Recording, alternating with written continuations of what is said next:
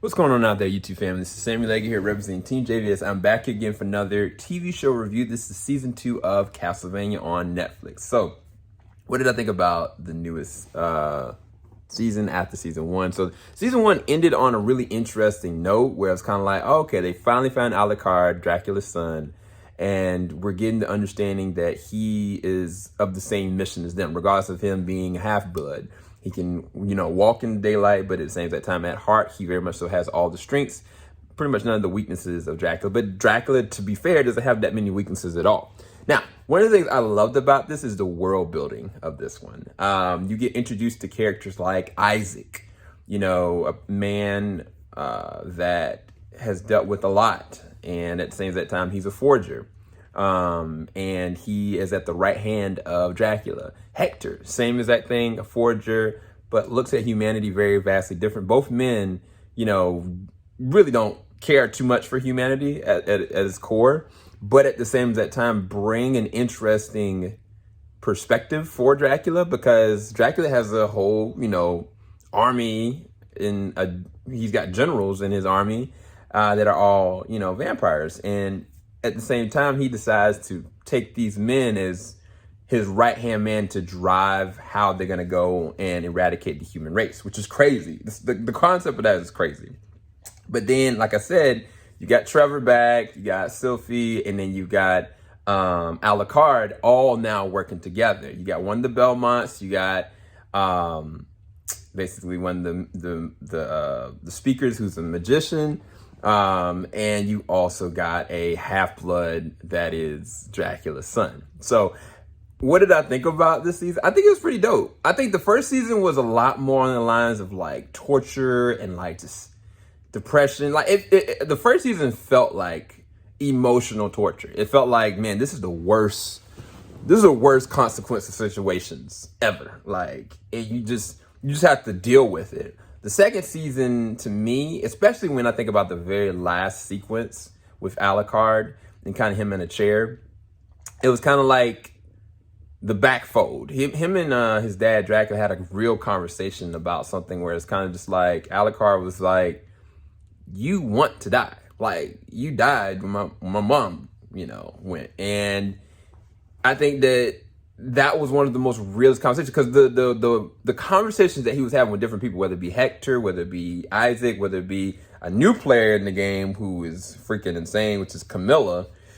She's got her own, craziness about who she is and what she's trying to do. But each conversation led you to that same exact pivot point where it's like, what is Dracula doing? Why is he just not in it, And I think the symbolicism of the second season is, the aftermath of death, the aftermath of the mourning, what that does to a person, what that, puts a person on the path to be. I did enjoy, the conversation between Sylphie and Trevor. I think that they work really well together. It's really cute.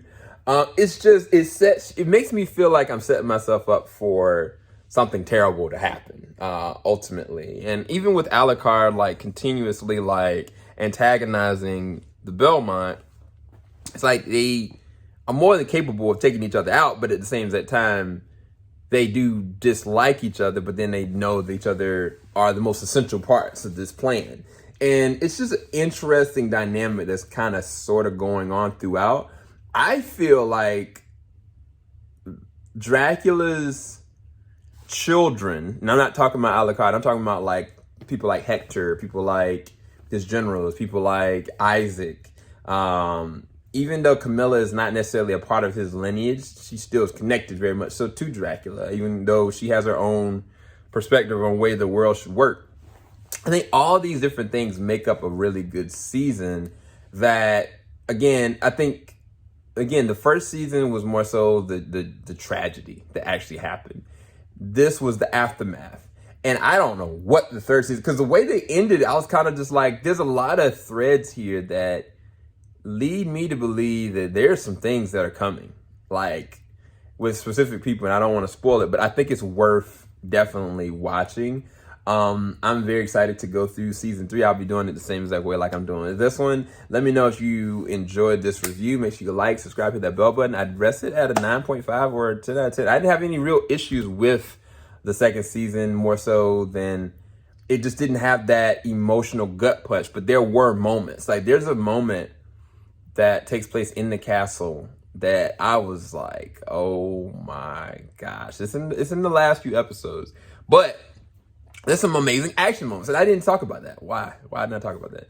The action is freaking dope. The animation styles are so fluid, so epic. There are moments where it kind of slows down to a crawl. Voice acting, I think, from Trevor and Sylphie could be a lot better, but the voice acting for Dracula and Alucard and Camilla, specifically Isaac, the voice acting for that is amazing.